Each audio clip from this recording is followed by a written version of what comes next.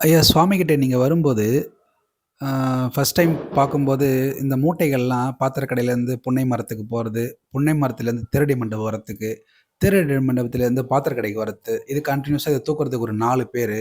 இந்த ஒர்க்லாம் பார்க்கும்போது உங்களுக்கு ஃபர்ஸ்ட் டைம் இதெல்லாம் பார்க்கும்போது எப்படி தோணுச்சு உங்களுக்கு? இதெல்லாம் பார்க்கும்போது ரொம்ப விசித்திரமா தெரிஞ்சது. ரொம்ப பிரமிப்பா தெரிஞ்சது. இது என்ன இங்கிருந்து அங்க, அங்கிருந்து இங்க நடப்பயணம். ஆனா, அவர பார்த்தீங்கன்னா, எல்லா விஷயங்கள பத்தியும் பேசுறார். கீதைய பத்தி சொல்றார். எல்லா சாஸ்திர, புராண, இதிகாச கதைகள் எல்லாமே சொல்றார். அழகான ஆங்கிலத்தில ரொம்ப சரளமா உரையாடுறார். எல்லாமே இருக்கு. ஆனா, தோற்றம் எப்படி இருக்கு? அவர் பின்னால 4 பேரு குளிக்காம கொள்ளாம, அவங்களும் அந்த மாரி பஞ்ச பரதேசிகள் மாரி போய்க்கிட்டு இருக்காங்க. எல்லாரும் மூடைகள தூக்கிக்கிட்டு நடந்து போறாங்க. பார்க்குறதுக்கு வித்தியாசமா இருந்தது.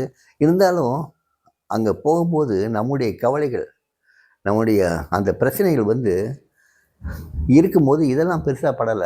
நாங்களும் அவங்களோட ஒருவரா தான் போனோம்.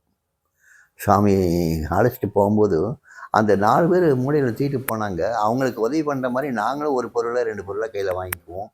நாங்களும் அவங்கள ஒருவரா தான் போனோம். எங்களுக்கு வித்தியாசம் தெரியல. அந்த மாரி போறது வந்து ஒரு கௌரவ குறைச்சல்னு நெனப்பு ஒரு நாள் வந்ததில்ல.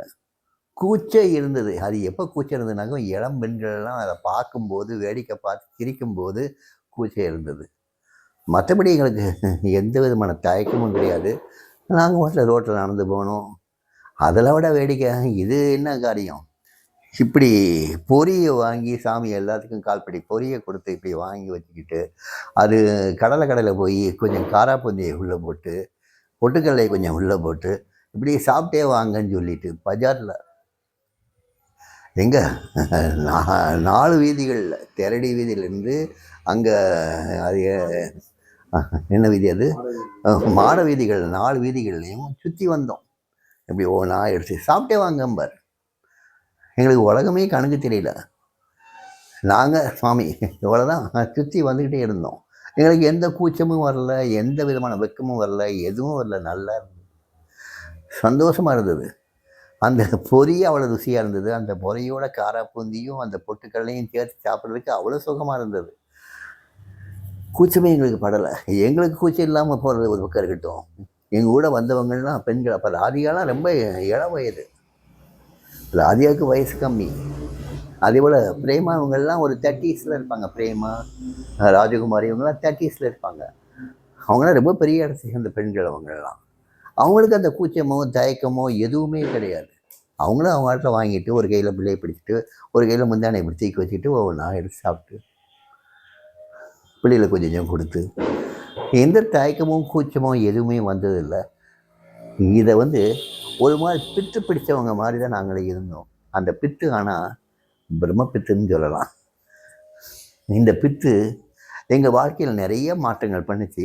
வாழ்க்கைய எதிர்நோக்க சொல்லுச்சு. வாழ்க்கைய வாழ வச்சது.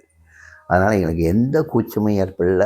எந்த வித வெட்கமும், எந்த விதமான நாணமும் எங்களுக்கு வரல. இந்த மூட்டைகள் பத்தி சுவாமிகிட்ட அந்த எதாவது கேட்டுருக்கீங்களாய்யா? அந்த மூடைகள் பற்றி எங்களுக்கு தெரிஞ்சுக்கணும்னு எங்க பெருமாள் சாமி சொல்லிட்டார். சாமியினுடைய பழைய சட்டைகள் இருக்கும்.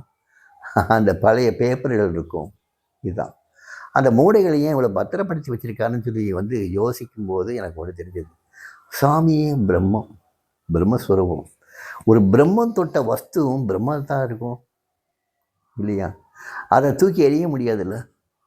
நம்ம வீட்ல ஒரு பழசு ஆயிடுச்சுன்னா தூக்கி எரிச்சிருவோம். இல்லாட்டி தூக்கி போட்டுருவோம். ஆனா அந்த பிரம்மம் அத பண்ணல. ஏன்னா அந்த பிரம்மம் தொட்டது, பிரம்மம் மேனி தழுவியது. அந்த சட்டைகள், வேஷ்டிகள் எல்லாம். அந்த பிரம்மம் வந்து பயன்படுத்தியது கொட்டாங்கச்சி, அந்த விசிறிகள், பழைய விசிறிகள் எல்லாம். அதனால அது எதையுமே வேஸ்ட் பண்ணல. ஏன்னா பிரம்மத்தோட ஐக்கியமானவங்க பயன்படுத்தின பொருட்களும் அந்த பிரம்மத்துக்கு சம்மந்தப்பட்டது தானே. அதுவும் பூஜைக்கு தகுந்தது தானே. தான் அணிஞ்சிருந்த வஸ்திரங்களையும் பாதுகாத்தார். தான் உபயோகப்படுத்தின பொருட்களையும் பாதுகாத்தார். அதுக்கு காவலாட்களையும் வைத்தார். ஏன்னா அது பூராவுமே ஆண்டவனுக்கு சொந்தம். ஆண்டவனுக்கு சொந்தமானது பூரா பவித்திரமானது.